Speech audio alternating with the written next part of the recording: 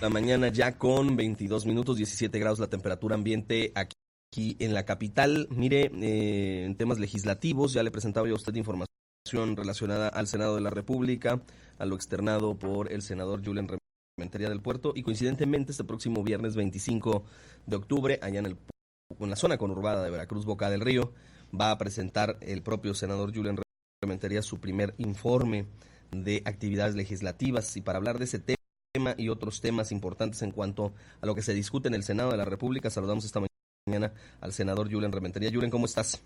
¿Qué tal, Luis? Muy buenos días, me da mucho gusto saludarte y saludar a todo el auditorio. Muy buenos días. Oye, primer informe legislativo, un año importante de actividad, sobre todo te has convertido en un tribuno muy reconocido a nivel nacional, has puesto temas muy importantes en la mesa, señalado cosas que desde tu óptica, desde tu percepción, te parece que no llevan el rumbo que desearíamos todos los mexicanos. ¿Cómo ves? ¿Qué es lo que hay que informarle a los veracruzanos en cuanto al desarrollo de tu actividad?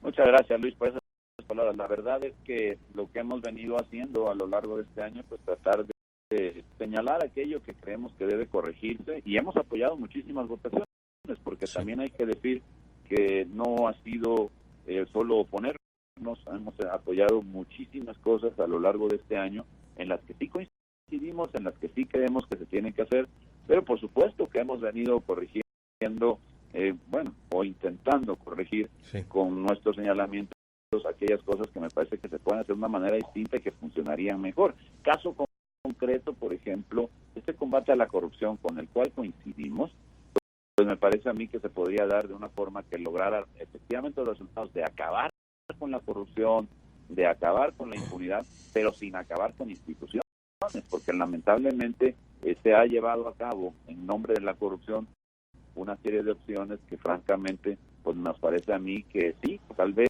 puedan acabar la corrupción, pero también acaban con la institución que están pretendiendo corregir o extinguir en ella la corrupción, y al final lo que nos encontramos es con pues instituciones, y en todo caso pues la corrupción con los nuevos programas tampoco se garantiza que no exista, porque las reglas de operación son francamente muy débiles. Todo esto es lo que tenemos que ir comentando, lo que queremos hacer precisamente el día de mañana, viernes, por la tarde-noche, para poderle, es primero una obligación de cualquier legislador, y yo la asumo con absoluto compromiso de hacerlo pues con la mayor objetividad, y poder decirle a la población a través de las redes, de los medios, de todo lo que se ha venido haciendo, y de lo que necesitamos todavía hacer y insistir. Y algo que hay que señalar, que me parece a mí que ha sido inédito, que ha funcionado bien, pues es este bloque de contención, otros le llaman de oposición, otros le llaman dique, pero al final es la digamos que la unión en causas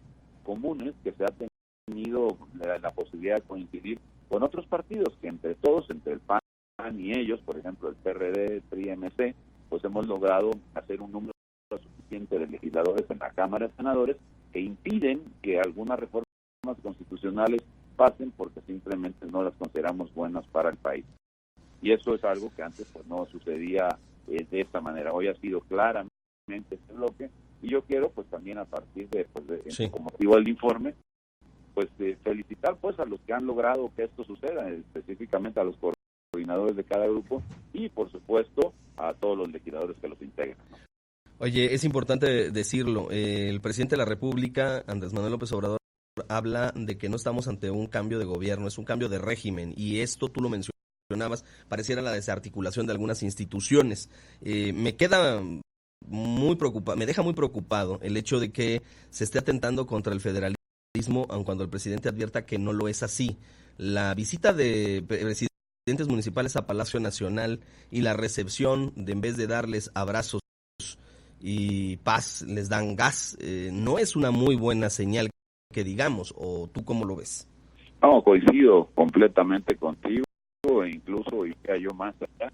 A mí me parece que eso tiene que ver precisamente con toda la problemática que se está viviendo, pues por la falta de objetividad en la aplicación del presupuesto para el año que viene.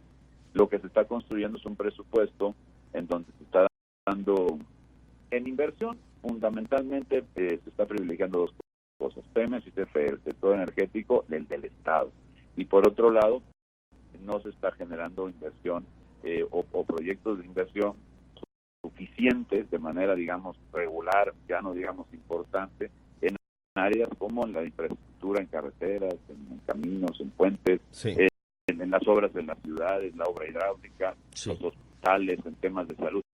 Nada de eso se está haciendo, Luis, pero además se está ahorcando literalmente a los municipios, y esto va, por supuesto, en contra del federalismo, como bien tú lo dices.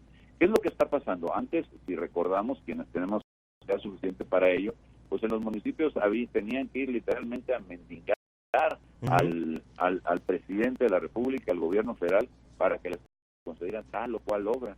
Y ahora, cuando fue avanzando, a partir de la época en que digamos que a partir de tal vez del sexenio de Ernesto Zedillo, se fue corrigiendo todo esto y se fueron estableciendo fórmulas, digamos, institucionales que permitían una dispersión, pues con un tipo de candado que no le metía mano, pues la Federación, que no podía la Secretaría de Hacienda actuar de manera discrecional para favorecer a unos y a otros no. Sí. Esto en la práctica se ha venido destruyendo muy rápido en esta administración, y así lo plantea el próximo presupuesto. Y hay que decir que de donde recaba precisamente la mayor cantidad de dinero el gobierno federal, pues son de los municipios, si no, ¿de dónde? Sí. Y si no le das al primer orden de gobierno, al primer respondiente ante la población para poder tratar de solucionar sus digamos que sus necesidades básicas, las primeras, las de infraestructura, la de agua, la de salud, todo esto, no les da la posibilidad de tener los instrumentos a través de presupuesto para poder resolver esas necesidades, pues claro que van a tener problemas, y los presidentes municipales hacen bien en ir ahorita, que todavía es tiempo, a intentar hablar con el presidente de la República para ver si pueden corregir eso. Oye, lamentablemente en esa protesta, como tú bien dices, en vez de abrazos, como les dan a los delincuentes, a los presidentes municipales les tiraron un gas. Eso es grave. Oye, ya ahorita que estás mencionando esto, tú has pedido, esto es un asunto que no le gusta al presidente, y en las mañaneras lo van a acompañar de aquí hasta que se acabe la administración, porque tiene que informarse, o sea, se tiene que cuestionar, se tiene que preguntar. Dejemos de lado si estuvo bien o estuvo mal el tema del operativo en Culiacán. Lo cierto es que hay una especie de pax narca que se está viviendo en esta zona del país por encima de la Constitución, pero al Senado de la República sí le deben de informar de manera pormenorizada. Los mexicanos le deben una explicación puntual de qué cosa se hizo. Tiene que comparecer el secretario de Seguridad Ciudadana, y sería conveniente que hubiera un exhorto de parte del Senado o hubiese un cambios al interior de este gabinete de seguridad, que parece que no las trae todas consigo y no se cruza la información de manera correcta. Sí, mira, el martes hubo una discusión muy larga, más de 5 horas, discutiendo precisamente sobre la conveniencia o no de la comparecencia del secretario de Seguridad.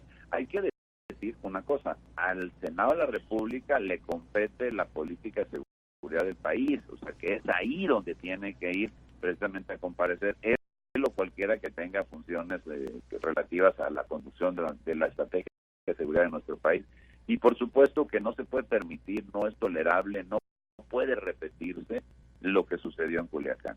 En donde se volvió prácticamente un estado de excepción, donde al final de cuentas quedó claro que quien manda es otra instancia distinta al gobierno, y eso es terrible, eso no se puede permitir.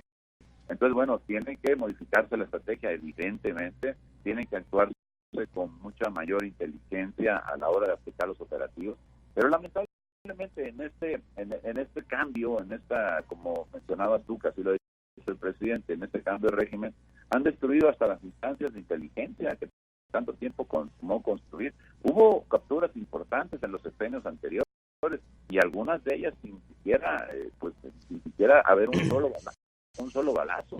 Entonces, yo creo que el que haya llegado esto que sucedió, y luego todo lo que pasó después, es tan grave como el hecho en sí mismo, porque a mí me parece que el que salga el secretario de Seguridad acompañado del titular de las Fuerzas Armadas, del secretario de la Defensa, del secretario de la Marina Armada de México, y digan que fue un operativo, fue un patrullaje y una bola de cosas que luego resultaron que no eran así, pues es terrible, porque al final de cuentas, que no tenían información, es muy grave.